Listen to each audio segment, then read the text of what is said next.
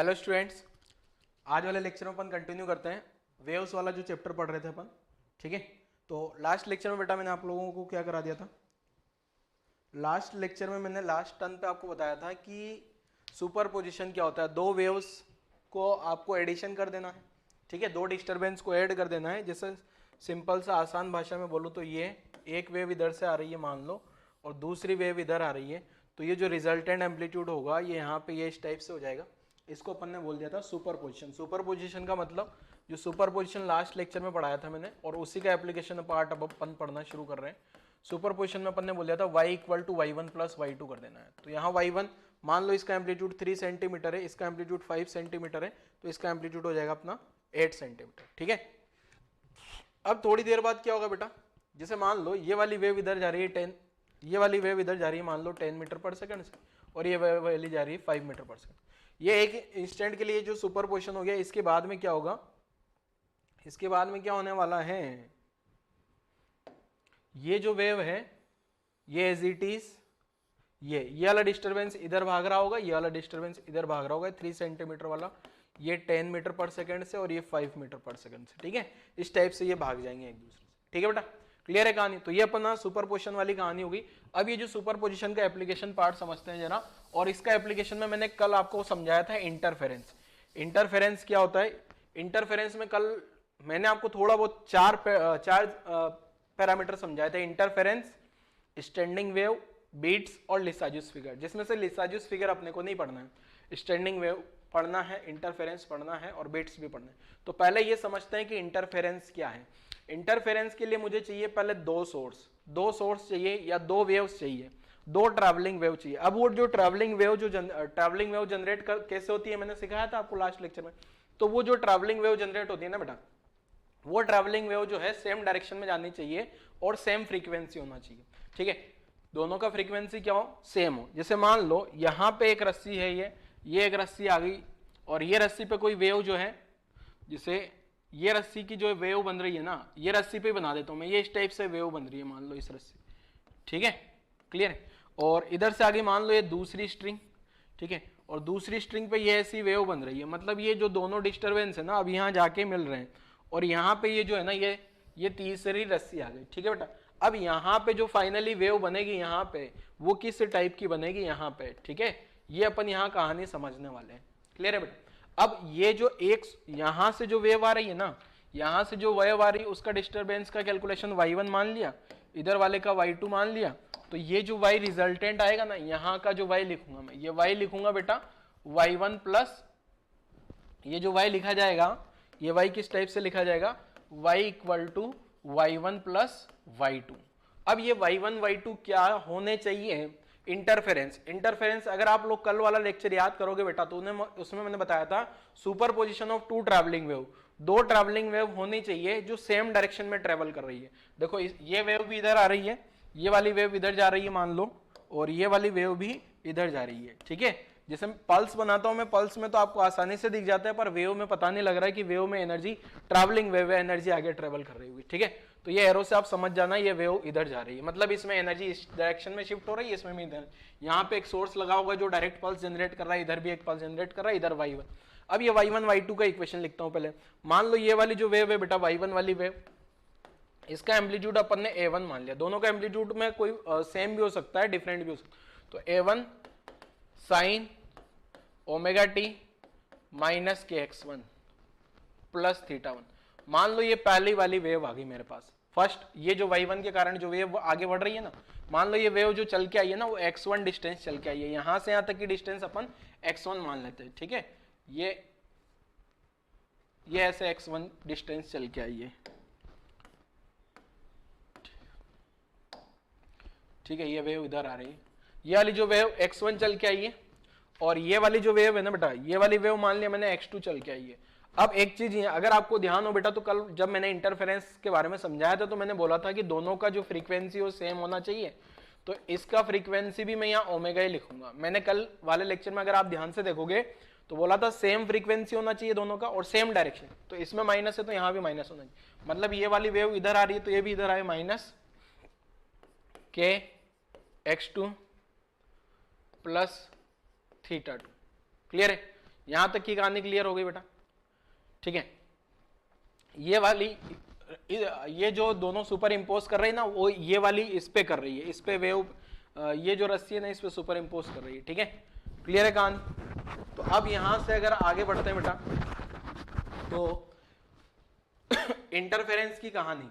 अब अगर ये इन दोनों का y equal to y1 plus y2, तो आपको पता है y equal to y1 plus y2 जो मैं करूंगा, ये मैंने सुपर पोजिशन जो पढ़ा था अपन ने, सुपर पोजिशन,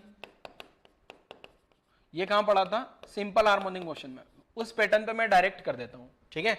जो अपन ने एसएचएम में सुपर पोजिशन पढ़ा था ना, उस पैटर्न पे मैं डायरेक्ट कर देता हूं, तो आपको भी आसान रहेगा कि किस टाइप से करना है, ठीक है बच्चों। क्लियर है। तो किस टाइप से होगा, देखो उसमें जो है अपन जो फेजर सम करते हैं, ये जो सुपर पोजिशन या फेजर सम पढ़ा था जो अपन ने एसएचएम में, सुपर पोजिशन या जो सुपर पोजिशन का जो ऐड किया था ना, वो फेजर सम से किया था, फेजर सम पढ़ा था ना एसएचएम में, तो वो फेजर सम में लगाता हूं।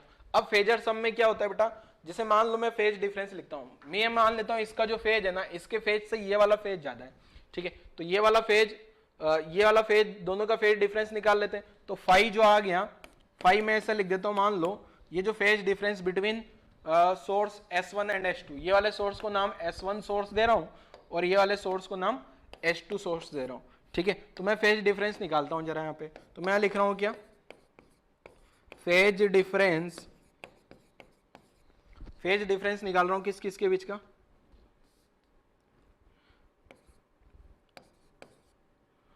ठीक है, फेज डिफरेंस। अब ये जो फेज डिफरेंस आ रहा है ना, ये वाली सोर्स से जो वेव आ रही है और ये वाले सोर्स से जो वेव आ रही है, उनका फेज डिफरेंस, तो omega T minus K X one plus theta one, ठीक है, minus omega T minus K x two plus theta two, ठीक है। ये इसका फेज और इसका फेज का जो डिफरेंस आएगा उसको फेज डिफरेंस बोल देते हैं, ठीक है। अब ये फेज डिफरेंस में अगर मैं ध्यान से देखूंगा, तो मैंने यहां बोला था कि इंटरफेरेंस में दोनों का फ्रीक्वेंसी सेम होना चाहिए, मतलब ये ओमेगा टी और ओमेगा टी तो गायब हो जाएगा, ये वाली जो ओमेगा टी वाली टर्म है ये तो गायब होने वाली, ओमेगा टी से ओमेगा टी गायब हो जाएगा, क्लियर है ना। बट ये के एक्स वन थीटा वन, के एक्स टू थीटा टू, ये सब कुछ अलग आ रहा है। अब ये जो फेज डिफरेंस है ना बेटा, इस फेज डिफरेंस को सपोज मैंने फाई से नोट कर दिया, फेज डिफरेंस को किससे नोटेशन दे दिया, फाई से। अब फाई का कैलकुलेशन करते हैं अपन, और पूरा ये फेजर सम से मैं समझा देता हूं, ठीक है।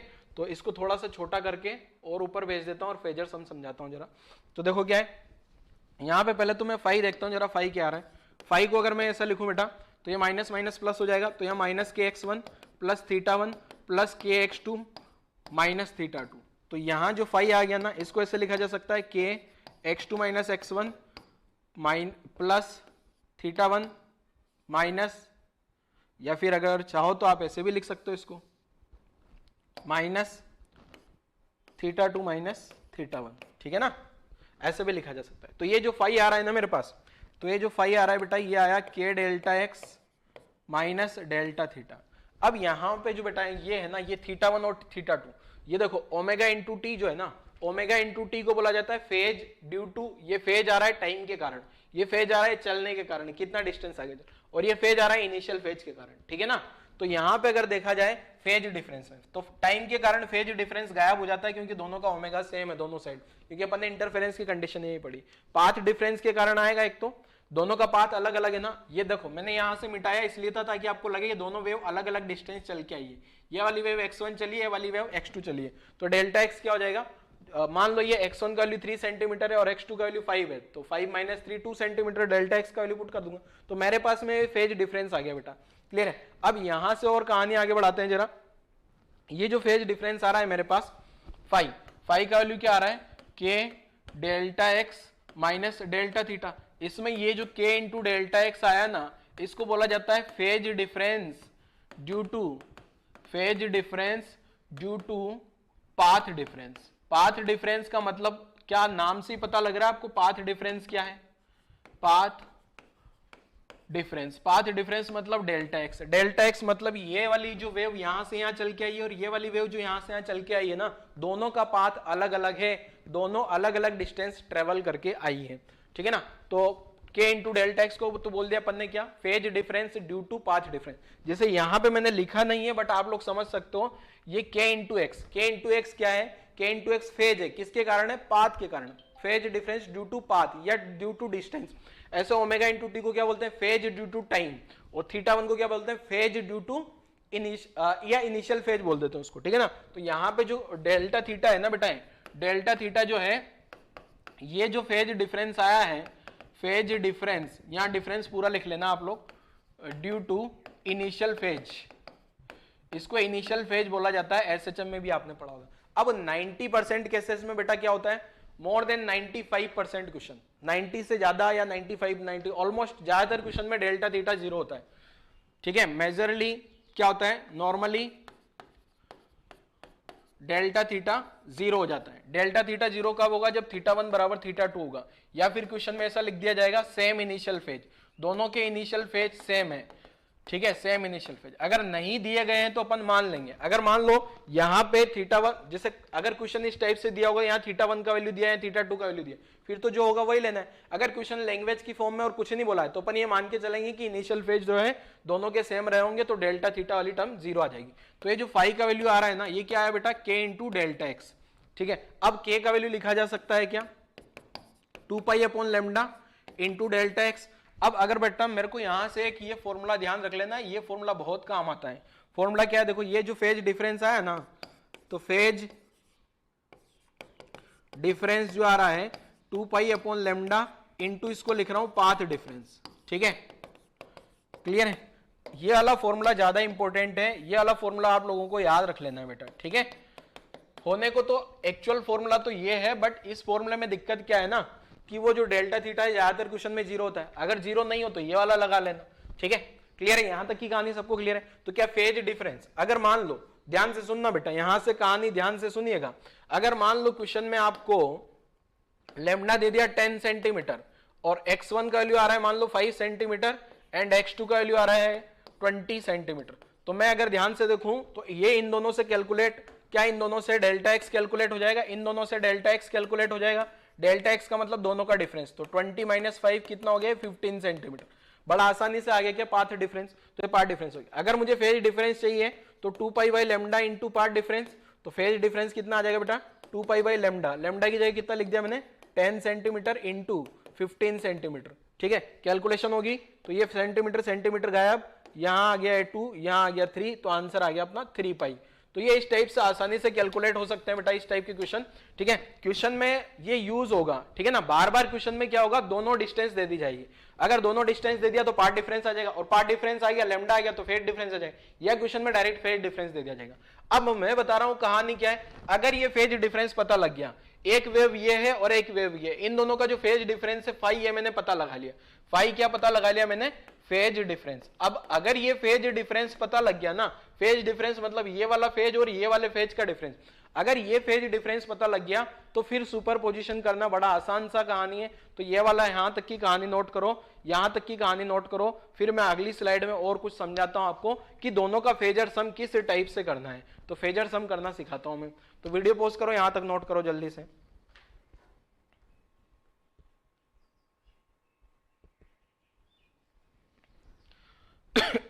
नेक्स्ट ये भी नोट कर लो,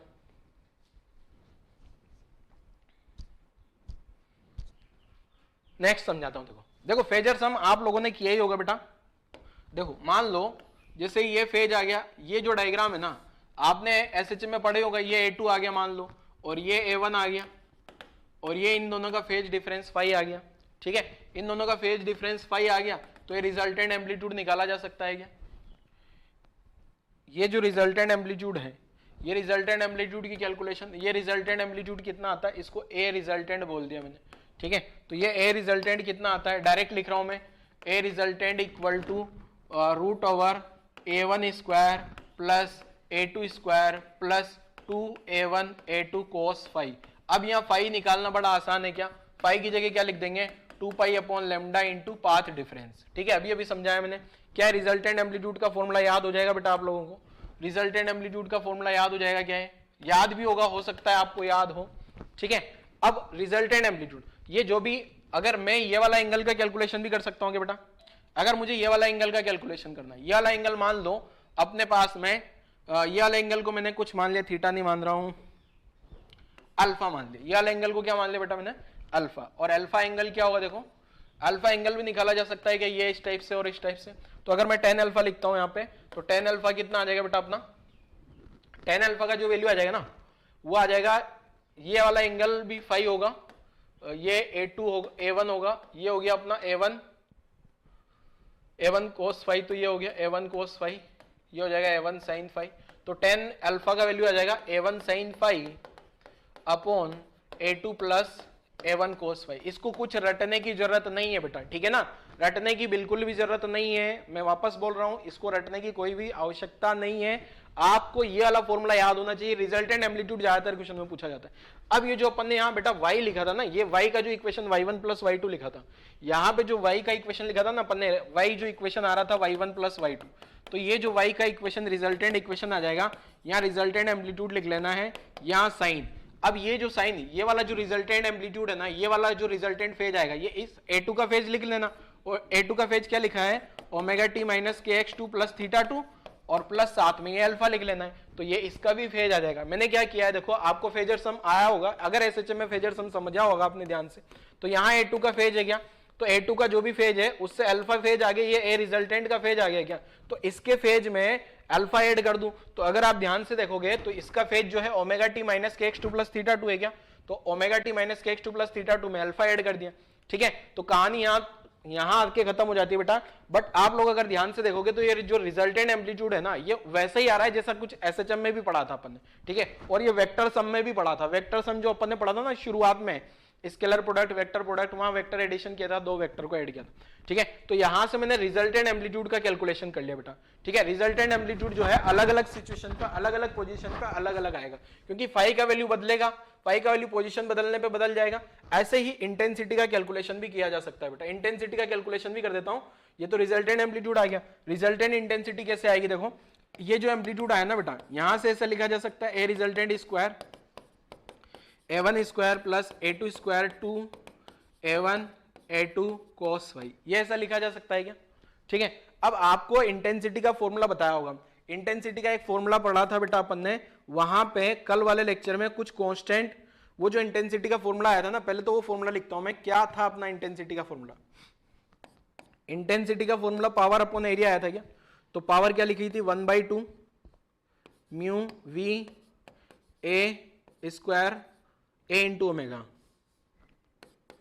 omega into a whole square pi r square, ये ऐसा फॉर्मूला था। तो देखा जाए बेटा तो ये तो प्रोपोर्शनल टू सब कुछ कांस्टेंट है, केवल एम्पलीट्यूड स्क्वायर आ रहा है ना, उसके बाद तो म्यू रस्सी वी ओमेगा ये सब कांस्टेंट है, केवल एम्पलीट्यूड स्क्वायर है, ठीक है। तो आपको ये ध्यान से देखना है कि जो इंटेंसिटी होती है, इंटेंसिटी जो होती है वो तो सिंपल एम्पलीट्यूड का स्क्वायर है क्या, इंटेंसिटी जो है यहां से देखा जाए तो प्रोपोर्शनल टू एम्पलीट्यूड स्क्वायर, या फिर आप एक काम कर सकते हो, कुछ कांस्टेंट मान के ए स्क्वायर लिख सकते हो, ठीक है। तो मैंने भी ऐसे लिख दिया।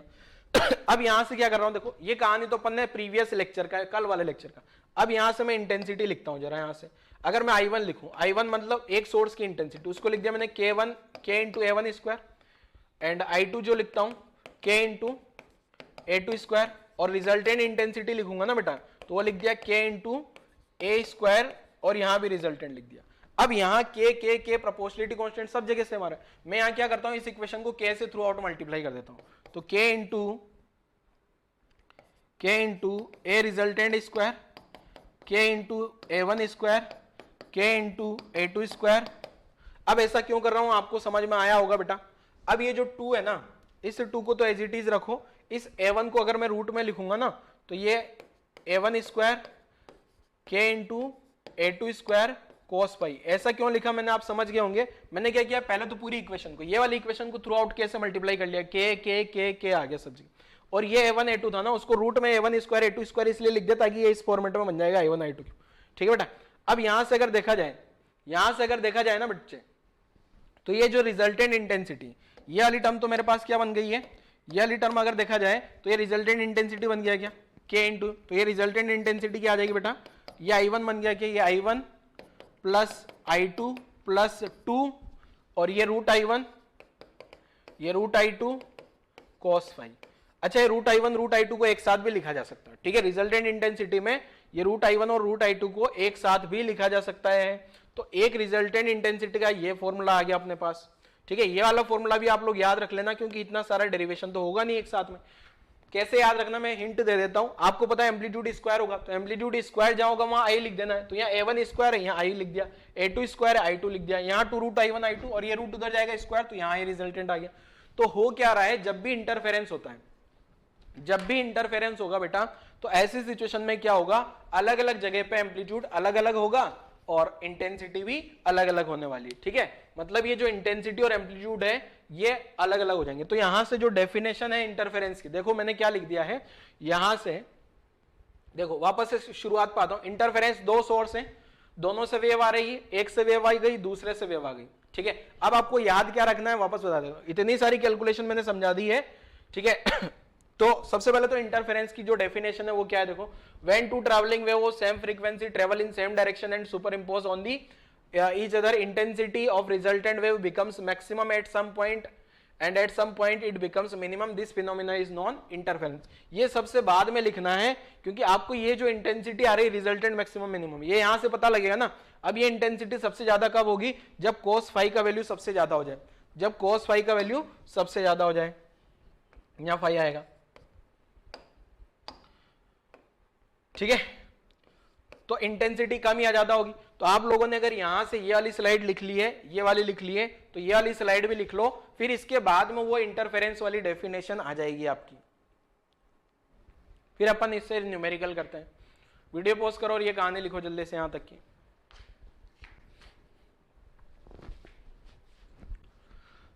अब ये देखो, ये भी लिख लेना नेक्स्ट वाली स्लाइड में, व्हेन टू ट्रैवलिंग वेव। अब समझ में आया होगा, दो ट्रैवलिंग वेव जा रही है, कैसे ट्रेवल करती है वेव, ये ट्रैवलिंग वेव आ गई, एक ट्रैवलिंग वेव, दो ट्रैवलिंग वेव, दोनों सेम डायरेक्शन में जा रही है, दोनों का फ्रीक्वेंसी सेम है, फ्रीक्वेंसी सेम है। अच्छा, जिनका फ्रीक्वेंसी सेम होता है ना, उनको कोहेरेंट सोर्स बोल दिया जाता है। यहां लिख भी देता हूं मैं, सेम फ्रीक्वेंसी सोर्स को क्या बोला जाता है, कोहेरेंट सोर्स।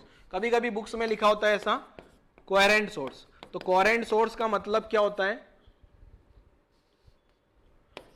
कोहेरेंट सोर्स का मतलब है सेम फ्रीक्वेंसी सोर्सेस। ठीक है, दो सोर्स है जिनका फ्रीक्वेंसी अगर सेम सेम आ जाए तो उनको कोहेरेंट बोल देते हैं, अगर फ्रीक्वेंसी डिफरेंट डिफरेंट आ जाए तो उनको इनकोहेरेंट बोल देते हैं। इनकोहेरेंट का मतलब दोनों का जो फ्रीक्वेंसी होगा वो अलग अलग होगा। इनकोहेरेंट भी लिख देता हूं, या नॉन कोहेरेंट भी बोला जा सकता है उनको।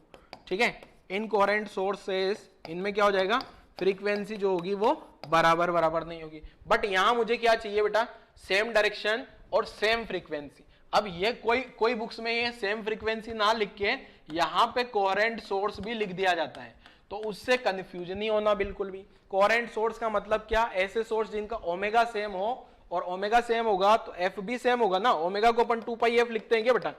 ठीक है, ये वाला भी लिख डालो जल्दी से, वीडियो पॉज करो, यहां तक की कहानी लिख लो। अब मैं न्यूमेरिकल पॉइंट ऑफ व्यू से समझाता हूं कि न्यूमेरिकल में क्या करना होगा आपको। ठीक है, जब भी इससे रिलेटेड न्यूमेरिकल आ जाएगा तो उसमें आपको क्या करना होगा। अगर बच्चों आप ध्यान से देखोगे ना, बहुत सारी खिचड़ी पक गई है यहां से। ठीक है पहले यहां से बहुत सारी चीजें आ गई है, बट आपको याद कुछ भी नहीं रखना। मैं वापस बोल रहा हूं, याद क्या रखना है आपको, कल वाले लेक्चर की अगर मैं बात बताऊं ना, कल वाले लेक्चर की बात बताऊं तो आपको क्या याद रखना है। यहां पे देखो, two travelling wave, same frequency होना चाहिए, सेम डायरेक्शन होनी चाहिए बस, और सुपर इम्पोज। सुपर पोजिशन तो पढ़ी, एप्लीकेशन ऑफ सुपर पोजिशन पढ़ रहे हैं अपन, तो सुपर पोजिशन हो रहा है यहाँ पे किसका, दो ट्रैवलिंग वेव का। दोनों ट्रैवलिंग वेव का क्या कंडीशन होता है, एक डायरेक्शन में जाए और दोनों का फ्रीक्वेंसी भी सेम हो। अगर सेम फ्रीक्वेंसी वाली ट्रैवलिंग वेव सेम डायरेक्शन में जा रही है और सुपर इंपोज करती है, सुपर पोजिशन करती है, तो ये जो फिनोमेना बनता है उसको अपन इंटरफेरेंस बोल देते हैं। क्लियर है। ठीक है, अब ये इंटरफेरेंस की कहानी आपको समझ में आ गई। अब ये इक्वेशन वगैरह इन सब से डरना नहीं है, ठीक है ना। ये ट्रैवलिंग वेव का इक्वेशन है, ये भी ट्रैवलिंग वेव का इक्वेशन है।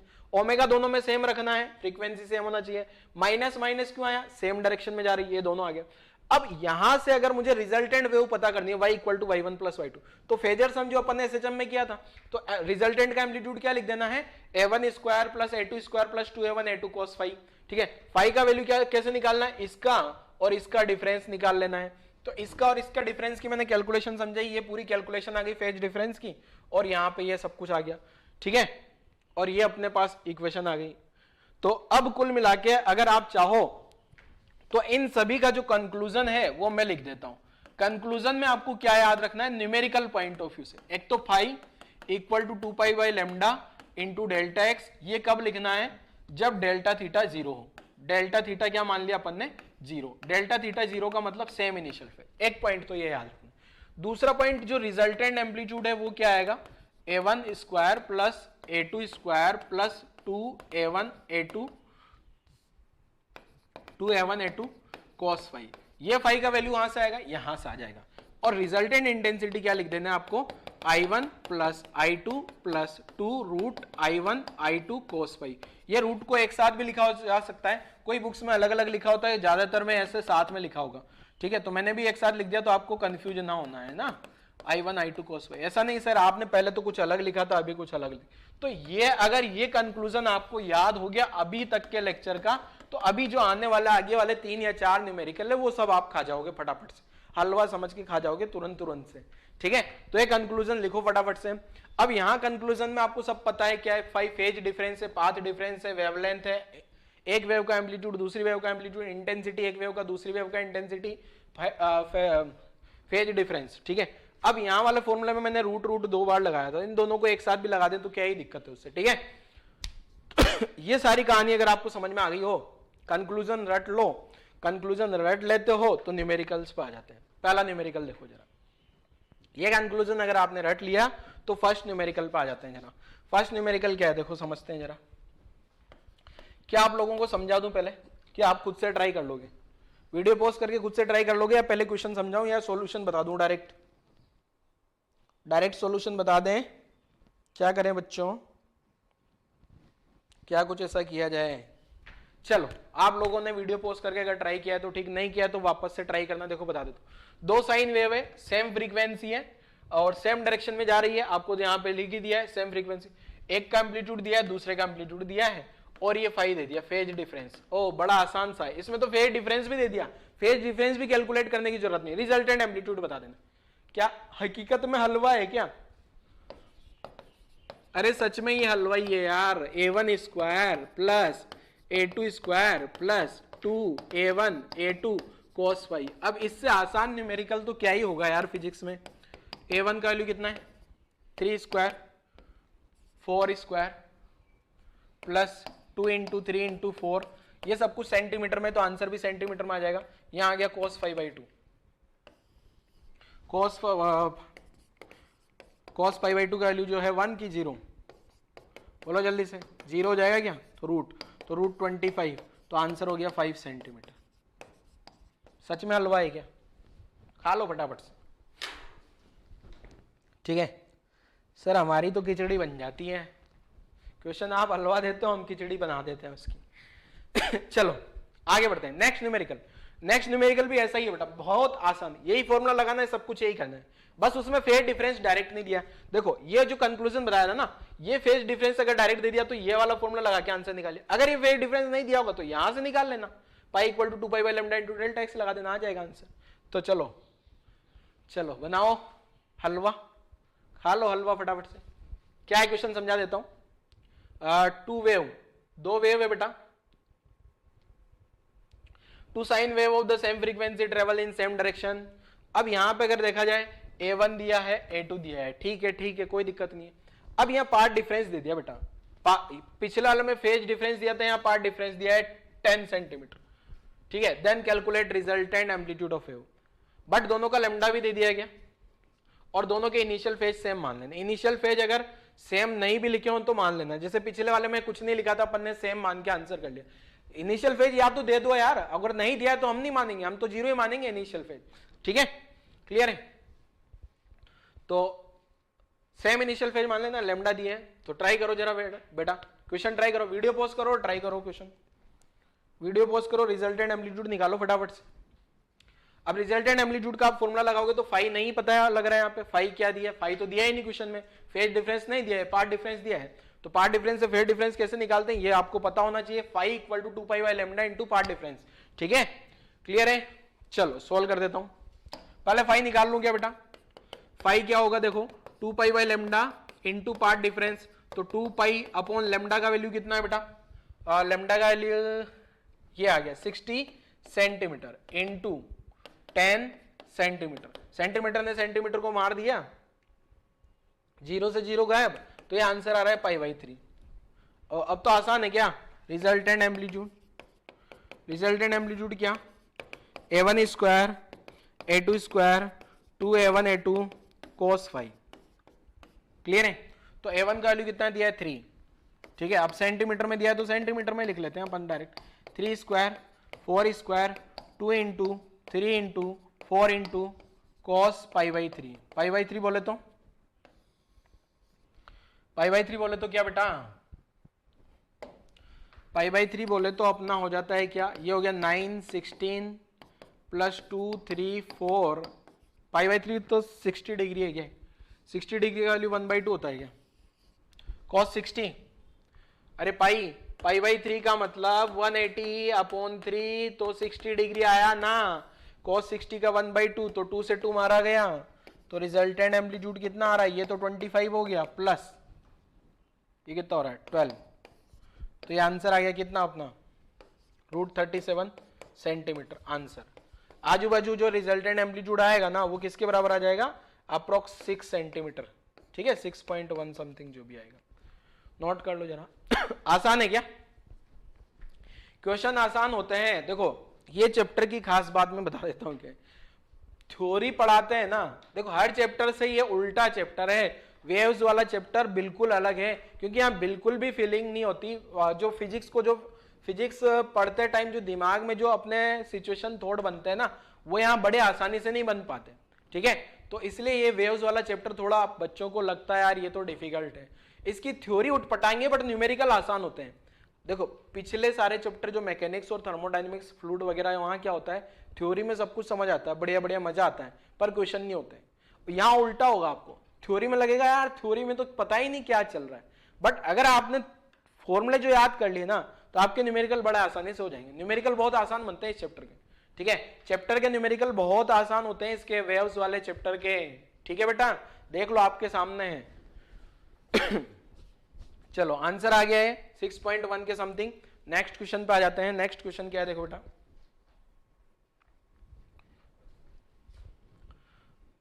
नेक्स्ट क्वेश्चन सोल्व करोगे क्या, 2 साइन वेव, 2 साइन वेव है अपने पास में, 2 साइन वेव, एक का इंटेंसिटी 10 है, दूसरे का 40 है, ठीक है ना, और लेमडा सबका 50 सेंटीमीटर मान लेना। Calculate resultant intensity at point where part difference, ऐसे पॉइंट जहां पे पार्ट डिफरेंस इतना है वहां रिजल्टेंट इंटेंसिटी क्या होगी पता करो। इस वाले में इंटेंसिटी वाला फॉर्मूला लगाना है रिजल्टेंट इंटेंसिटी का, तो रिजल्टेंट इंटेंसिटी का फॉर्मूला पता है आपको, I1 plus I2 plus 2 root I1 I2 into cos phi. अब अगेन सब कुछ I1 I2 तो दिया है, फाई का वैल्यू कहां से लाए, तो फाई का वैल्यू जैसे पिछले क्वेश्चन में किया था ना 2 pi by lambda into path difference, तो वही करना है। यहाँ पे भी क्वेश्चन में पार्ट डिफरेंस दिया है, तो 2 pi by lambda part difference, phi का वैल्यू आ जाएगा। रिजल्टेंट इंटेंसिटी कैलकुलेट करो फटाफट से, वीडियो पॉज करो और सॉल्व कर दो फटाफट जल्दी से।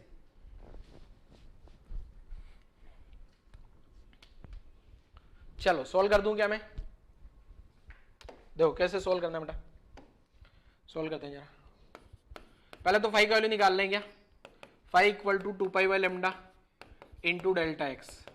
2 पाई बाई लेमडा का वैल्यू कितना दिया है 12.5 सेंटीमीटर इंटू 50 सेंटीमीटर। अच्छा है मीटर मीटर में भी होगा ना तो भी कोई फर्क नहीं पड़ रहा, ठीक है ना, क्योंकि वो तो गायब होना ही है। तो आंसर आ जाएगा यहाँ पे कितना, उल्टा तो नहीं लिख दिया मैंने, उल्टा लिख दिया, हाँ वही तो मैं सोचूं क्या करूँ। 2 पाई लेमडा कितना दिया है, ये रहा lambda 50 centimetre, 50 centimetre into 12.5 centimetre, तो ये पाई बाई 2 आ गया मेरे पास, ठीक है। 12.5 से देखोगे ना तो ये कैंसिल आउट होगा 12.5 से 4, ठीक है, और पाई बाई 2 आपको समझ आ गया होगा। अब रिजल्टेंट इंटेंसिटी निकाल लेते हैं। आई रिजल्टेंट का आसान सा formula I1 I2 2 root I1 I2 cos phi. तो रिजल्टेंट इंटेंसिटी क्या आ गई देखो, I1 का वैल्यू कितना दिया है 10 प्लस 40, यूनिट देख के नहीं डर जाना, इंटेंसिटी का यूनिट आपको पता होगा वोट पर मीटर स्क्वायर आता है, ठीक है ना। 2 10 40 cos पाई बाई 2, और बाई चांस बेचारा cos पाई बाई 2 मारा जाएगा, और cos पाई बाई 2 मारा जाएगा, इसका मतलब जीरो हो जाएगा यार, आप तो ऐसे काहे घबरा जाते हो यार। 10, 40 और ये सब कुछ 0, तो आंसर हो जाएगा अपना 50 वॉट पर मीटर स्क्वायर। हर बार ऐसा नहीं करना कि दोनों का एडिशन आंसर आएगा, हर बार इन दोनों का एडिशन आंसर नहीं आएगा। अगर यहाँ मान लो भी π/6 हो जाता, π/12 या ऐसा कुछ हो जाता ना, फिर वैल्यू पुट करनी होती ना, √3/2, 1/2 जो भी वैल्यू आती -1/2 वो वैल्यू पुट करके आंसर निकाल लेते अपन। ठीक है, नोट कर लो तो ये वाला क्वेश्चन भी, ये वाला क्वेश्चन भी नोट कर डालो बच्चों।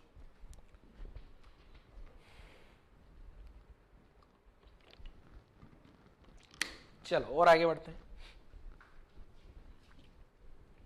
हाँ, टाइप ऑफ इंटरफेरेंस, दो टाइप के इंटरफेरेंस होते हैं, कंस्ट्रक्टिव और डिस्ट्रक्टिव। ठीक है, टाइप ऑफ इंटरफेरेंस दो टाइप के होते हैं, लिख भी देता हूं। एक तो होता है कंस्ट्रक्टिव एंड दूसरा होता है डिस्ट्रक्टिव। ठीक है, तो पहले पढ़ते हैं कंस्ट्रक्टिव इंटरफेरेंस के बारे में, फिर अगली वाली स्लाइड में पढ़ेंगे डिस्ट्रक्टिव के बारे में। तो पहला क्या आ गया अपने पास, कंस्ट्रक्टिव। कंस्ट्रक्टिव इंटरफेरेंस क्या है? ठीक है, कंस्ट्रक्टिव नाम से पता लग रहा है कुछ अच्छी चीज होने वाली है, डिस्ट्रक्टिव नाम से पता लग रहा है सब कुछ बर्बाद। ठीक है ना, तो कंस्ट्रक्टिव में क्या है, देखो कंस्ट्रक्टिव इंटरफेरेंस क्या है। ठीक है, ध्यान रखना, अभी तक इंटरफेरेंस मैंने पढ़ाया है और वो इंटरफेरेंस की पूरी मैथमेटिक्स सब कुछ इंटरफेरेंस की बात की जाए तो इसके आजू बाजू सारे न्यूमेरिकल बन जाएंगे इसके। ठीक है ना, और एक चीज और बता दूं, यही सेम न्यूमेरिकल अपन साउंड वेव में भी पढ़ेंगे और यही सेम न्यूमेरिकल 12th में भी पढ़ेंगे। ठीक है, यही सेम न्यूमेरिकल जो अपन ने इंटरफेरेंस की जो भी कहानी समझाई है ना, ये सेम डिट्टो कॉपी अपन साउंड वेव में पढ़ेंगे, सेम डिट्टो कॉपी 12th में पढ़ेंगे लाइट वेव में। इसलिए इंटरफेरेंस एक बार में अच्छे से समझ लेना बच्चों। ठीक है, क्योंकि फिर मैं आगे बढ़ाऊंगा तब बोल दूंगा हम पीछे पढ़ चुके हैं सब कुछ। ठीक है ना, फिर आपका उड़ जाएगा ऊपर से, फटाफट से पता ही नहीं लगेगा सर हमें तो पता ही नहीं लगा क्या कर दिया आपने। इसलिए ध्यान से समझना है। तो कंस्ट्रक्टिव इंटरफेरेंस पे आ जाते हैं, और ये सारा कंस्ट्रक्टिव डिस्ट्रक्टिव आज वाला जितना भी पढ़ेंगे ना, ये सारा का सारा लेक्चर कॉपी पेस्ट अगले साउंड में भी आएगा, साउंड वेव जो पढ़ने वाले हैं, और कॉपी पेस्ट लाइट में भी आएगा। ठीक है, आज वाला पूरा का पूरा ये लेक्चर इंटरफेरेंस वाला। ठीक है, तो कंस्ट्रक्टिव इंटरफेरेंस क्या होता है बेटा, कंस्ट्रक्टिव इंटरफेरेंस के बारे में समझ लेते हैं। ये कुछ ना है, कंस्ट्रक्टिव इंटरफेरेंस का मतलब ऐसी सिचुएशन जब इंटेंसिटी मैक्सिमम हो, मैक्सिमम इंटेंसिटी हो और मैक्सिमम एम्पलीट्यूड हो, उस सिचुएशन को अपन बोल देते हैं कंस्ट्रक्टिव इंटरफेरेंस। ठीक है, तो ऐसी सिचुएशन पे क्या होगा, at this situation maximum intensity होने वाली है, मैक्सिमम तो इंटेंसिटी होने वाली है, एंड मैक्सिमम, मैं ऐसे लिखता हूं, एट दिस सिचुएशन या in this situation, in this situation resultant intensity and resultant amplitude will be maximum। ये दोनों मैक्सिमम मैक्सिमम होंगे, इसलिए इसको मैक्सिमा भी बोला जाता है। ठीक है, इसीलिए इसको मैक्सिमा भी बोला जाता है। ठीक है ना, बट अभी मैक्सिमा बोल दो, मैक्सिमा का मतलब कंस्ट्रक्टिव इंटरफेरेंस, मैक्सिमा का मतलब सब कुछ मैक्सिमम हो रहा है, सब कुछ बोले तो इंटेंसिटी और एम्पलीट्यूड। ठीक है ना, तो अगर आप ध्यान से देखोगे ना, तो एम्पलीट्यूड का फॉर्मूला क्या है, देखो रिजल्टेंट एम्पलीट्यूड का formula a1 square plus a2 square plus 2a1 a2 cos phi. ठीक है, अब यहां जो ये रिजल्टेंट का फॉर्मूला आ रहा है ना, इंटेंसिटी और एम्पलीट्यूड का, रिजल्टेंट एम्पलीट्यूड क्या है, a1 square a2 square 2a1 a2 cos phi, root लगा लिया, एंड इंटेंसिटी क्या आ रही है बेटा, resultant intensity I1 square I1 plus I2 plus 2 root I2 cos phi. या रूट को दोनों को एक साथ लिख दें तो उसमें भी कोई दिक्कत नहीं होनी चाहिए किसी भी बच्चे को। ठीक है, अब ये सब मैक्सिमम कब होते हैं बेटा, ये सब मैक्सिमम तब होते हैं जब ये cos फाई का वैल्यू 1 हो जाए, क्योंकि cos फाई की मैक्सिमम वैल्यू 1 होती है। आपको पता होगा cos फाई की मैक्सिमम वैल्यू क्या होती है बेटा, 1। तो जब cos फाई मैक्सिमम वैल्यू 1 रखेगा तो ये सब मैक्सिमम हो जाएंगे। ये जो रिजल्टेंट 8 cos फाई = 1, ये जो रिजल्टेंट एम्पलीट्यूड है ना, ये अपनी मैक्सिमम वैल्यू रखेगा और इसकी मैक्सिमम वैल्यू क्या आ जाएगी बेटा, root over a1 plus a2 2a1 a2, और ये वैल्यू अगर मैं मैक्सिमम रख दूं 1, तो अगर आप ध्यान से देखोगे तो ये a1 प्लस a2 का होल स्क्वायर बन गया, तो यहाँ रिजल्टेंट एम्पलीट्यूड क्या आ गया अपने पास, a1 प्लस a2, अंदर में होल स्क्वायर बन गया, होल स्क्वायर रूट को गायब कर देगा। ऐसे ही रिजल्टेंट इंटेंसिटी जो आएगी बच्चे मेरा, ये भी मैक्सिमम होगी, ये क्या हो जाएगी देखो। अब ये जो रिजल्टेंट इंटेंसिटी को थोड़ा स्टाइल में लिखते हैं, root i1 square root i2 square root i1 root i2 into ये 1 पुट कर लिया, ठीक है। मैंने क्या किया बेटा, ये जो इंटेंसिटी है ना, ये i1 को मैंने रूट i1 स्क्वायर लिख लिया, i2 को रूट i2 लिख दिया, ताकि आपको भी एक फॉर्मूला बनाऊंगा वो आसानी से समझ आ जाए। ये आ जाएगा root i1 plus root i2 whole square. अगर ध्यान से देखोगे तो आपको समझ आ जाएगा। मैथमेटिक्स से हल्की सी मैंने ट्विस्ट कर दिया है, मैं डायरेक्ट फॉर्मूला भी बता सकता था पर मैंने समझा दिया। देखो i1 को रूट i1 लिखा जा सकता है ना, i2 को रूट i2 लिखा जा सकता है, बाकी एज इट इज cos पाई की जगह 1 इसलिए पुट कर दिया क्योंकि मुझे मैक्सिमम चाहिए। अभी देखो a square plus b square plus 2ab, इसलिए मैंने रूट अलग अलग लिखा है, तो a प्लस b का होल स्क्वायर हो गया ना, ठीक है। तो ये इंटेंसिटी आ गई अपने पास, क्या मैक्सिमम इंटेंसिटी जो होती है वो आ गई। क्लियर है, तो यहां तक की कहानी क्लियर है बच्चों। अब ये cos पाई का वैल्यू 1 कब कब होता है ये भी समझ लेते हैं जरा, ठीक है। ये cos पाई का वैल्यू 1 कब होगा, cos फाई का वैल्यू 1 है, इसका मतलब फाई का वैल्यू या तो 0 होगा, cos 0 का वैल्यू 1 हो गया, पाई नहीं होगा, ठीक है। ध्यान रखना cos 0 का वैल्यू तो 1 होता है और cos पाई का वैल्यू -1 होता है, ठीक है ना, ध्यान रखिएगा, ठीक है। तो यहां पाई नहीं आएगा, नेक्स्ट आएगा 2 पाई 4 पाई 6 पाई 8 पाई, ऐसे डैश डैश डैश, इसको बोलते हैं अगर आप देखोगे तो पाई का इवन मल्टीपल आ रहा है, इसको क्या बोला जाता है बेटा, इवन मल्टीपल ऑफ पाई। अब इवन मल्टीपल है ना, तो यहां लास्ट में जनरलाइज ऐसे लिख दिया जाता है 2n पाई, ठीक है ना। n का वैल्यू 0 1 2 3 4 पुट करोगे ना आप, n जहां पे एक इंटीजर है, n क्या है अपना एक इंटीजर, ठीक है, n क्या है अपना एक कोई भी इंटीजर वैल्यू है यहां पे फाइव, तो ये सब वैल्यू पे फाइव का वैल्यू अगर 0 हो जाए, 2 पाई 4 पाई 6 पाई 8 पाई 2n पाई, तो ऐसी सिचुएशन पे इंटेंसिटी मैक्सिमम होगी। अब ये तो फाइव का वैल्यू आया, अब क्या फाइव के करस्पॉन्डिंग मुझे पता है फाइव का वैल्यू क्या होता है, फाइव का वैल्यू मुझे पता है क्या लिखा जा सकता है, फाइव की जगह 2 pi by lambda into delta x. तो ये वाली वैल्यू अगर मैं यहां पुट कर दूं तो देखो क्या आ जाएगा, 2 pi upon lambda into delta x, ये फाइव की जगह पुट कर लिया, तो 0 2 pi 4 pi 6 pi 8 pi and dash dash 2n पाई, ठीक है। अब अगर यहां से देखा जाए, क्या देखा जाए, देखो जरा, इसको कब तक छोटा होना पड़ेगा रे, देखो क्या।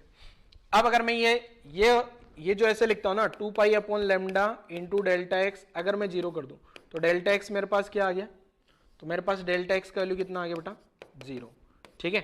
अगर मैं 2 pi upon lambda into delta x को 2 पाई के बराबर कर दूं, तो 2 पाई से 2 पाई गया, तो डेल्टा एक्स का वैल्यू कितना आ गया लैम्डा। अब आप सोचो जरा अगले में क्या आएगा, 2 pi by lambda into delta x equal to 4 pi लिख दूं मैं, तो डेल्टा एक्स का वैल्यू कितना आ जाएगा 2 लैम्डा आ जाएगा क्या। ऐसे ही मैं नेक्स्ट वाले में क्या लिख दूं, 2 pi by lambda into delta x का 6 पाई लिख दूं, तो 6 पाई लिखते डेल्टा एक्स कितना आ जाएगा 3 लैम्डा। अगले वाले में अब आपको समझ में आ गया होगा पैटर्न, यहाँ 0 आया, यहाँ 0 लैम्डा 2 लैम्डा 3 लैम्डा, अगले वाले में 4 लैम्डा 5 लैम्डा 6 लैम्डा ऐसा आता जाएगा, ठीक है बेटा। तो यहाँ से अगर देखा जाए ना, तो अपने पास जो है ये डेल्टा एक्स का वैल्यू क्या आ गया, डेल्टा एक्स का अगर मैं वैल्यू देखूं तो 0 lambda 2 lambda 3 lambda 4 lambda 5 lambda ऐसा आएगा, ठीक है। 4 तक ही लिख देते हैं, अब खूब सारे लैम्डा हो गए यार, लास्ट में n लैम्डा हो जाएगा, लास्ट में क्या हो जाएगा n इंटू लैम्डा, ठीक है। इसको बोला जाता है मल्टीपल ऑफ लैम्डा, इसको क्या बोलते हैं बेटा मल्टीपल ऑफ लैम्डा, ठीक है। क्लियर है, तो अभी बस आपको मैथमेटिक्स समझनी है, क्वेश्चन में क्या करना है वो अभी मैं आगे समझा दूंगा, आपको केवल इतनी सारी कहानी समझ लेनी है बस, ठीक है ना, इतनी सारी कहानी समझ लेनी है, फिर आगे क्या करना है न्यूमेरिकल में वो तो मैं समझा ही दूंगा आपको। तो नोट कर लो जरा वीडियो पोस्ट करके यहां तक की कहानी।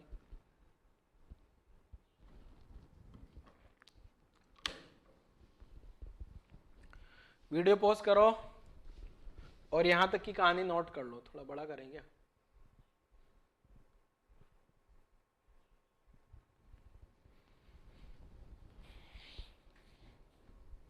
डिस्ट्रक्टिव पे आ जाए।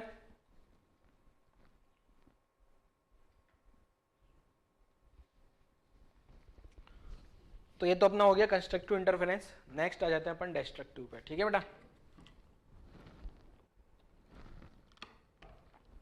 चलो डिस्ट्रक्टिव में क्या होगा देखो, नेक्स्ट सेकंड आ जाएगा अपना, और इसको बोल देंगे अपन क्या, डिस्ट्रक्टिव इंटरफेरेंस। पिछला वाला क्या था, कंस्ट्रक्टिव इंटरफेरेंस, अब ये आ जाएगा डिस्ट्रक्टिव। तो देखो पहले कंस्ट्रक्टिव समझ लेते हैं वापस से।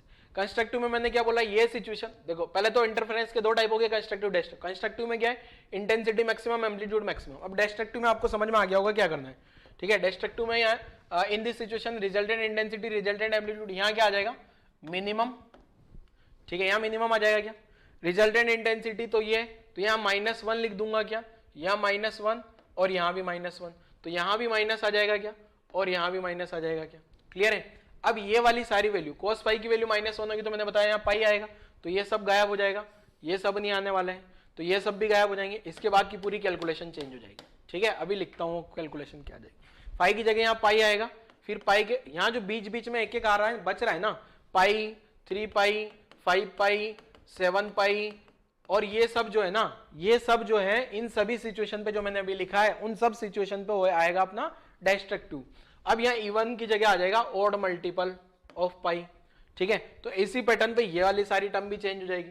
तो क्लियर है, ध्यान रखना, समझ में आ गया ना। अभी आपस से फटाफट से लिख दूंगा मैं। कंस्ट्रक्टिव इंटरफेरेंस का मतलब क्या है, ये मिनिमम हो जाएंगे। कौन कौन, resultant intensity, resultant amplitude. Minimum हो जाए तो cos पाई का वैल्यू -1 पुट करोगे तो ये 1 माइनस ये ऐसा ऐसा आ जाए, ठीक है। तो लिखना शुरू करता हूं जरा। यहां पे क्या होगा, रिजल्टेंट, मैं डायरेक्ट लिखता हूं, resultant amplitude and resultant intensity will be minimum, ठीक है। अरे अच्छे से लिखा जाए यार, इतना भी अच्छा मत लिखा, ठीक है। ये सब कुछ मिनिमम हो जाएगा। तो इंटेंसिटी का मिनिमम वैल्यू कब होंगे, देखो यहां मैंने समझाया। तो रिजल्टेंट एम्पलीट्यूड जो अपन लिखते हैं ना, ये जो रिजल्टेंट एम्पलीट्यूड, अपन रिजल्टेंट एम्पलीट्यूड को हटा दें, डायरेक्ट ही लिखता हूं मैं ना। अब आप लोग सब समझदार हो। यहाँ cos फाई का वैल्यू जो है -1 होगा इसी सिचुएशन पे, तो रिजल्टेंट एम्पलीट्यूड लिख देता हूँ। रिजल्टेंट एम्पलीट्यूड क्या हो जाएगा, a1 square plus a2 square plus 2a1 a2, यहाँ -1 लिख लेना है और यहाँ रूट लगा लेना है, ठीक है। तो यहाँ पे जो बचनेगा ना बेटा, ये a1 square plus a2 square minus 2a1 a2, तो ये आ गया a1 माइनस a2। आप a2 माइनस a1 भी लिख दोगे तो कोई दिक्कत नहीं है, ठीक है ना। a1 माइनस a2 भी लिख दोगे तो कोई दिक्कत नहीं है, इसलिए इसको मॉड लगा लेते हैं। मॉड मतलब पॉजिटिव नेगेटिव को भूल जाओ, आप तो बस मैग्नीट्यूड लिख देना। ऐसी जो रिजल्टेंट इंटेंसिटी आएगी ना बच्चे, ये आएगी I1 plus I2 plus 2 root I1 root I2 -1, root I1 root I2 -1। अगर आप ध्यान से देखोगे तो ये रूट I1 का स्क्वायर बनेगा क्या, यहाँ पे ये ऐसा लिखा था ना, root I1 square root I2 square, तो मैं डायरेक्ट लिख रहा हूँ। अब आप लोग समझदार हो गए हूँ, root I1 root I2 whole square, ऐसी इंटेंसिटी आ जाएगी। ये वाली जो इंटेंसिटी है ये मिनिमम है, और ये जो एम्पलीट्यूड भी है ये मिनिमम है। मिनिमम का मिन लिख दिया, मैक्सिमम का मैक्स लिखा था ना mx, ऐसे मिनिमम का मैंने मिन लिख दिया, min। मिन का मतलब मिनिमम है सब कुछ, ठीक है। इसके बाद में कहानी क्या थी, इसके बाद में cos फाई का वैल्यू -1 कब होता है, cos फाई का वैल्यू -1 है तो फाई का वैल्यू जो होगा अपने पास, फाई का वैल्यू क्या होगा, pi, 3 pi, 5 pi and 7 pi and dash dash dash dash. इसको बोला जाता है क्या, odd multiple of pi, odd multiple of pi, ठीक है। अब जैसे अपन पिछले वाले में लिखा था ना 2n पाई, ऐसे यहां बुक्स में ऐसे लिखा होता है 2n + 1 इंटू पाई। n का एक, n जो है अगेन एक इंटीजर है, n क्या है अपने पास, एक इंटीजर है। इंटीजर का वैल्यू पुट कर लेना आप लोग और आंसर निकालते रहना। n का वैल्यू 0 पुट करोगे तो ये आ जाएगा। अच्छा, कोई बुक्स में 2n + 1 की जगह 2n - 1 भी लिखा होगा तो कंफ्यूज होने की कोई जरूरत नहीं है, ठीक है ना। ठीक है, अभी जो है अगर मैं 2n-1 लिख दूंगा तो भी आंसर तो यही आ ही जाएगा ना, n का वैल्यू 1 पुट करो, n का वैल्यू 1 पुट करोगे तो ये आ जाएगा, n का वैल्यू यहाँ पे n का वैल्यू 1 पुट करने पे पाई आएगा, ठीक है ना। बट ये वाले में n का वैल्यू 0 पुट करूंगा ना तो जाके पाई आएगा, ठीक है, उससे कोई फर्क नहीं पड़ रहा, क्लियर है, बस आपको तो ऐसे ही लिख देना है बस, ठीक है। अब यहां से वापस से इस फाई को क्या लिखा जा सकता है बेटा, फाई को क्या लिखा जा सकता है आपको पता होगा, 2 pi by lambda into delta x, जैसा कि पिछले में भी लिखा था मैंने, इंटू पाई 3 पाई 5 पाई 7 पाई डैश डैश डैश 2n+1 पाई। अब एक एक करके समझते हैं, पहले पाई के साथ खेल खेलते हैं। तो अगर मेरा ऐसे खेल चलने वाला है, इसको मिनिमाइज करते हैं, थोड़ा ऊपर पहुंचा देते हैं तेरे को क्या हो गया भाई, क्यों बज रहा है, देखो क्या 2 pi by lambda into delta x equal to pi लिखा अगर मैंने, तो पाई ने पाई को मार दिया, डेल्टा एक्स आ गया लेमडा बाई 2, क्लियर है। क्या अगला वाला 3 पाई के साथ खेल खेलें, तो 2 pi by lambda into delta x equal to 3 pi, pi ने पाई को मार दिया तो डेल्टा एक्स क्या आ गया 3 लेमडा बाई 2 आ गया क्या, ठीक है। अगले वाले में 5 पाई रखोगे क्या, तो 2 pi by lambda into delta x equal to 5 pi रखा, तो अगले वाले में डेल्टा एक्स कितना आ गया 5 लेमडा बाई 2 आ गया क्या, ठीक है। अगला वाला क्या आएगा बताओ जरा आप लोग, डायरेक्ट पता लग गया, आप नेक्स्ट वाला क्या आने वाला है। तो यहाँ पे जो डेल्टा एक्स आने वाले हैं, पहले वाले में आया लेमडा बाई 2, दूसरे में आया 3 लेमडा बाई 2, फिर आएगा 5 लेमडा बाई 2, फिर आएगा 7 लेमडा बाई 2, फिर आएगा 9 लेमडा बाई 2 एंड लास्ट में आ जाएगा 2n+1 लेमडा बाई 2, लास्ट में क्या आ जाएगा 2n+1 लेमडा बाई 2। अब ये जो 2n+1 लेमडा बाई 2 आया ना, यहाँ अगर आप देखोगे ध्यान से तो 1 1 3 5 7 9, ठीक है, तो इसको बोला जाता है odd multiple of lambda by 2। Note कर लो कहानी, देखो पिछले जैसी कहानी कंप्लीट, ठीक है, जैसा जैसा अपन ने पुराना पढ़ा था ना, इसमें थोड़ा मैंने शॉर्ट कर दिया है, नोट कर लो डिस्ट्रक्टिव इंटरफेरेंस को भी, कंस्ट्रक्टिव खत्म, डिस्ट्रक्टिव भी खत्म कर लेते हैं बेटा।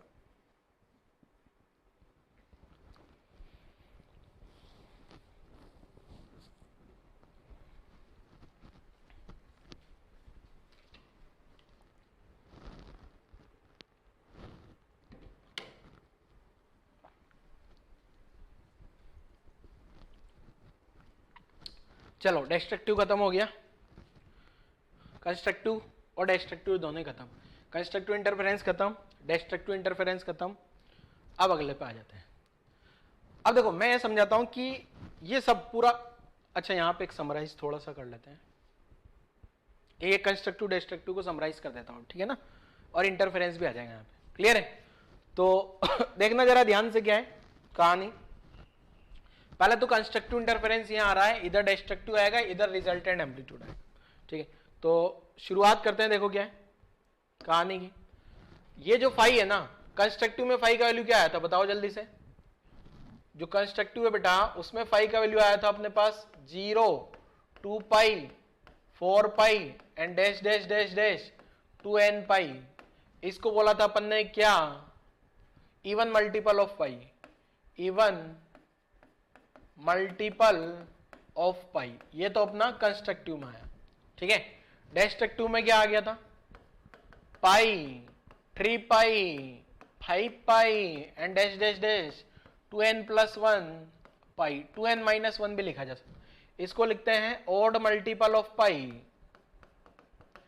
Odd multiple of pi. ये सारा समरी बता रहा हूं कंस्ट्रक्टिव एंड डिस्ट्रक्टिव का, ठीक है, क्लियर है। अगर पाथ डिफरेंस देखा जाए तो डेल्टा एक्स यहां क्या आया 0 लेमडा 2 लेमडा 3 लेमडा, लास्ट में आ गया n लेमडा, लास्ट में आ गया क्या बेटा n लेमडा, इसको क्या बोल रहे थे अपन multiple of lambda, multiple of lambda,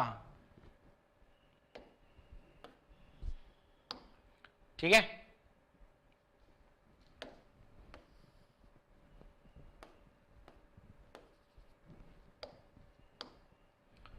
इसको बोल रहे थे अपन मल्टीपल ऑफ लेमडा, ठीक है।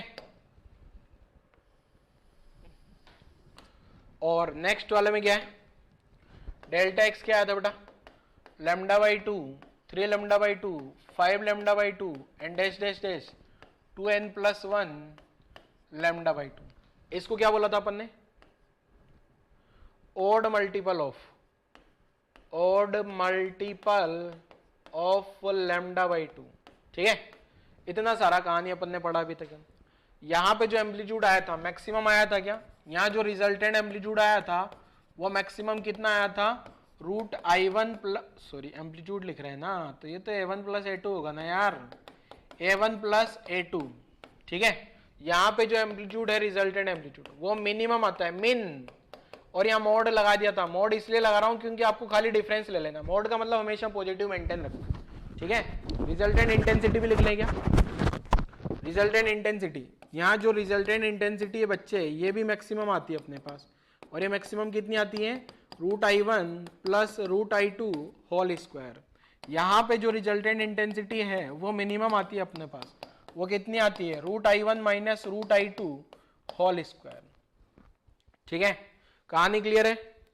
ठीक है, खत्म कर दें, बॉक्स बंद कर दें टेबल को। टिंग टिंग। ठीक है, अब आपको लग रहा होगा यहां क्या लिखोगे सर, ये क्यों खाली छोड़ दिया, इसमें क्या लिखने वाले हैं, तो देखो समझ लेते हैं जरा, इसमें क्या लिखने वाला है, इसमें कुछ नहीं लिखने वाला। एम्पलीट्यूड का तो फॉर्मूला पता है ना आपको, रिजल्टेंट एम्पलीट्यूड, मतलब ये टेबल इसलिए बना रहा हूं क्योंकि आपका पूरा सब कुछ रिवाइज हो जाएगा इस टेबल के थ्रू। वापस A1 square plus A2 square plus 2A1 A2 cos phi.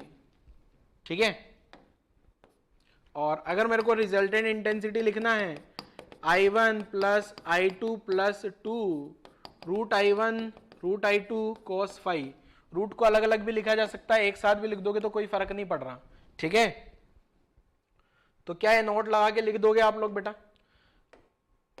ये नोट लगा के ये सारा का सारा लिख लेना है अपने को, नोट लगा के आज का कंक्लूजन। ठीक है, अब यहां क्या लिखें, यहां भी कुछ कुछ तो लिखें यार, ये फाई जो होता है 2 pi by lambda into delta x, बस यहां भी वही लिख दो। इसको चाहो तो उल्टा घुमा के लिख दो, चलो छोड़ो यार इसमें और कंफ्यूज हो जाओगे तो। यहाँ भी phi equal to 2 pi by lambda into delta x, इसको मैं क्रॉस मल्टीप्लाई कर रहा था और कुछ नहीं कर रहा था। ठीक है ना, तो ये टेबल पूरी बना लो आप लोग, और यही टेबल आज के लेक्चर का पूरा कहानी है बेटा। ठीक है, नोट लगा के पूरा कंक्लूजन एक साथ लिख डालो जितना भी अपन ने आज वाले लेक्चर में पढ़ा है। ठीक है, अब ये कंस्ट्रक्टिव डिस्ट्रक्टिव कब काम आते हैं, क्या होते हैं, देखो वो भी थोड़ा सा समझा देता हूँ। इसका कोई क्वेश्चन कराने की जरूरत नहीं है अलग से, इसका और इसका, ये यहीं पे अपन ऑलरेडी क्वेश्चन कर चुके हैं। ठीक है ना, तो यहीं पे समझ आ जाएगा। अभी आपको देखो ये जो क्वेश्चन है ना,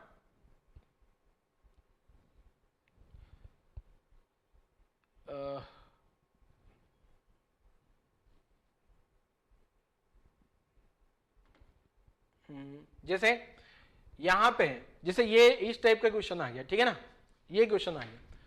ठीक है, 2 साइन वेव सेम फ्रीक्वेंसी। अब यहाँ पे ये फेज डिफरेंस नहीं देगा, ये फेज डिफरेंस नहीं बोलेगा और बोल देगा कंस्ट्रक्टिव इंटरफेरेंस हो रहा है। अब अगर कंस्ट्रक्टिव इंटरफेरेंस हो रहा है ना, तो आप कंस्ट्रक्टिव इंटरफेरेंस में मतलब क्या लिख दोगे, मैक्सिमम एम्पलीट्यूड। तो ये वाली टर्म को ये वाला जो मैक्सिमम एम्पलीट्यूड कराने के लिए ये वाली वैल्यू को क्या पुट कर लेना है, 1 कंस्ट्रक्टिव बोले तो, और डिस्ट्रक्टिव बोले तो -1 पुट कर लेना, आंसर खत्म। ठीक है, आ जाएगा ना आंसर, क्लियर है। अगला क्वेश्चन, अगले में क्या होगा, आपको ऐसे रिवर्स पैटर्न पे बोल दिया जाए, रिवर्स पैटर्न पे बोल दिया जाए कि कंस्ट्रक्टिव इंटरफेरेंस हो रहा है ना, तो लैम्डा का वैल्यू क्या होगा। देखो कंस्ट्रक्टिव इंटरफेरेंस हो रहा है तो लैम्डा का वैल्यू पता लगा सकता हूं क्या मैं, देखो जैसे मैं यही लिख देता हूं ना, थोड़ा सा और रिलेट करते हैं, यहां पे थोड़ा सा प्लस। देखो क्वेश्चन क्या है, ध्यान से देखना जरा। जैसे क्वेश्चन में ऐसा बोल दिया जाए फाई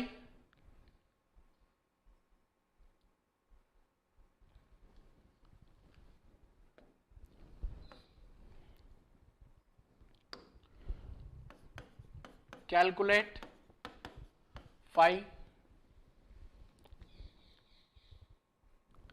एक सेकेंड, हाँ देखोगे, मान लो क्वेश्चन ये है, एक वेव यहां से चल के आ रही है और एक वेव यहां से चल के आ रही है। मान लो ये 2 मीटर चली और ये 3 मीटर चली, इस पॉइंट पे आते आते। ठीक है, अब इस पॉइंट पे आते आते कुछ न कुछ पार्ट डिफरेंस हो चुका होगा। ठीक है, पता नहीं कितना पार्ट डिफरेंस हो गया। और आपको दे दिया जाए क्वेश्चन में जो दोनों वेव आ रहा है ना, ईच हर एक वेव का जो लेमडा है, ईच वेव जो है उसके लिए जो लेमडा दिया है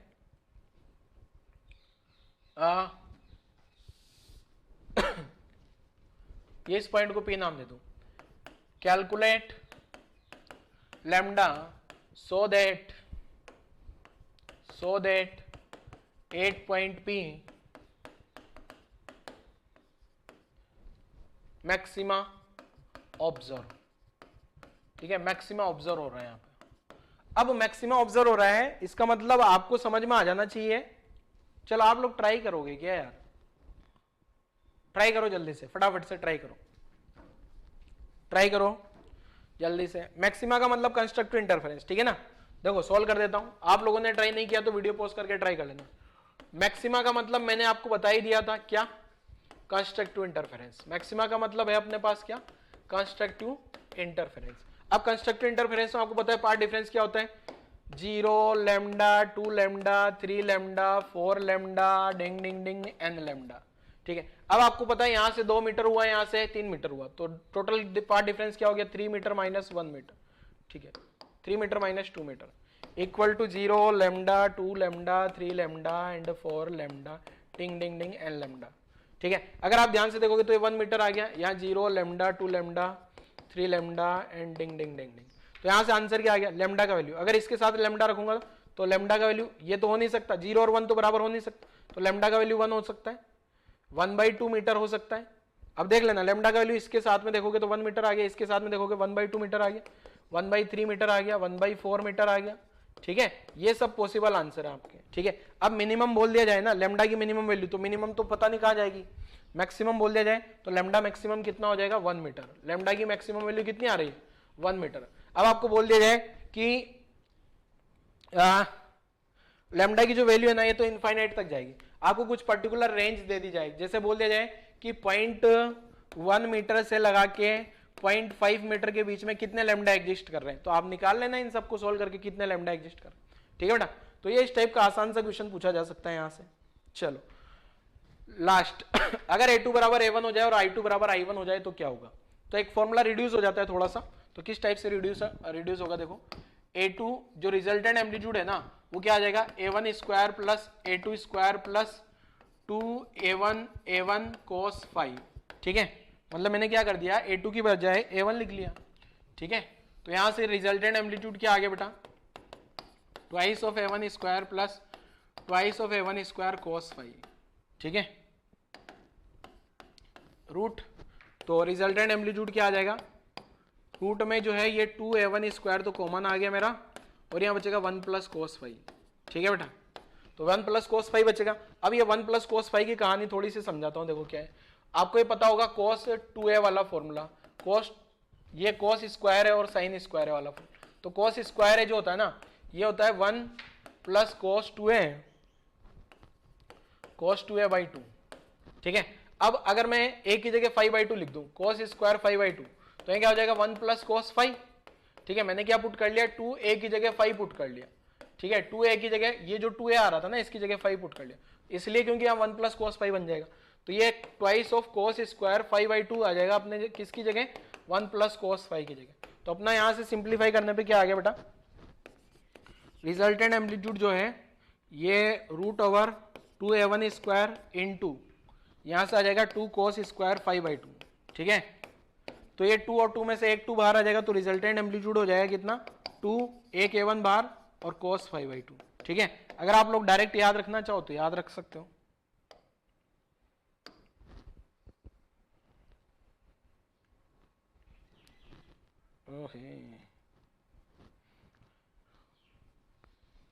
तो आ जाएगा कोस 5/2। ठीक है, तो ये डायरेक्ट अगर रिजल्टेंट एम्पलीट्यूड कब हो जाएगा? ये जब दोनों एम्पलीट्यूड बराबर बराबर हो। ठीक है, क्लियर है? ऐसे रिजल्टेंट इंटेंसिटी की भी कैलकुलेशन कर लोगे क्या आप लोग? मैं डायरेक्ट लिख दूं, आप क्या करोगे? वो जो फॉर्मूला है आई रिजल्टेंट जो है ना, उसमें आ जाएगा i1 प्लस 2 रूट में यहाँ भी i1 और यहाँ भी i1 और cos 5। तो अगर आप ध्यान से देखोगे तो रिजल्टेंट इंटेंसिटी क्या आ गई? Twice of i1 plus twice of i1, ये रूट i1 cos 5 तो रिजल्टेंट इंटेंसिटी भी क्या आ गई, ट्वाइस ऑफ I1 कॉमन आते ही 1 प्लस cos फाइव, और 1 प्लस cos फाइव का वैल्यू यहाँ से पुट कर लूँ क्या, तो ये जो रिजल्टेंट इंटेंसिटी आ रही है ये आ जाएगी क्या 2I1 और 2 ये आ गया 2I1, और यहाँ पे लिखा जा सकता है 2 cos स्क्वायर 5/2। तो जो रिजल्टेंट इंटेंसिटी है ना बेटा,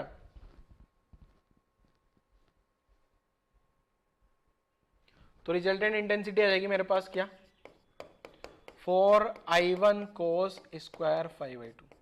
ठीक है, चाहो तो अगर आप लोगों की रटने की शक्ति अच्छी है तो रट सकते हो, और रट नहीं सकते हो तो ये फॉर्मूला याद होना चाहिए, और ये फॉर्मूला नहीं याद है तो फिर तो आपकी मजबूरी है कि रटना पड़ेगा। ऐसे एक और formula sine square m a भी होता है, sine square m a 1 minus cos 2a/2। ठीक है, ये ट्रिग्नोमेट्री है, मैथ्स वालों को तो पता होगा, बायो वाले थोड़े परेशान हो रहे होंगे इस चैप्टर में भी थोड़ा। ठीक है, अब क्या करें बेटा, कैलकुलेशन है तो समझना पड़ेगा आप लोगों को, या तो चैप्टर स्किप कर दो, चैप्टर स्किप मत करना, 2-3 क्वेश्चन आते हैं नेट में, जितना इफर्ट लगा सकते हो अपनी तरफ से तो इफर्ट लगाओ यार। ठीक है ना, हो सकता है अपने क्वेश्चन से हो जाए, आसान क्वेश्चन आ जाए। ठीक है, इसलिए कोई भी चैप्टर कभी भी नहीं छोड़ना, जो चैप्टर छोड़ोगे ध्यान रखना उसी में से क्वेश्चन आएंगे और ज्यादा आते हैं। ठीक है, जब भी आपने जो भी चैप्टर छोड़ोगे उसमें से ज्यादा ही क्वेश्चन आएंगे, ध्यान रखना। क्लियर है, तो आज वाला लेक्चर यहीं क्लोज करते हैं बच्चों। आज वाले लेक्चर में अपन ने इंटरफेरेंस की सारी कहानी पढ़ डाली, कंस्ट्रक्टिव डिस्ट्रक्टिव क्या है और पूरा इंटरफेरेंस पढ़ लिया। यही सेम इंटरफेरेंस साउंड में भी रिपीट होगा और लाइट में भी रिपीट होगा। तो अगर आज अच्छे से समझ लिया होगा आपने, ठीक है, तो आगे आपको प्रॉब्लम नहीं होगी। ठीक है बच्चों, तो लेक्चर क्लोज करते हैं। Thank you.